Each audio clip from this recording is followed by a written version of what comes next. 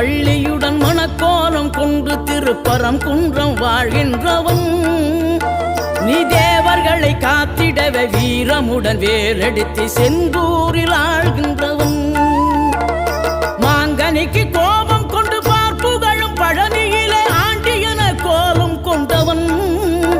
நீ தத்துவத்தின் சாரெடுத்து சுவாமி மலை எல்லையிலே தகப்பனுக்கு பாடம் சொன்னவன் காவல் என நின்று பெரும் சினம் தணிந்து தணிகையில கண் குளிர காட்சி தந்தவன் நீ பாங்குடனே கருள் தரவே பழமுதிரும் சோலையில பரஞ்சோதியாய் நின்றவன் பரஞ்சோதியாய்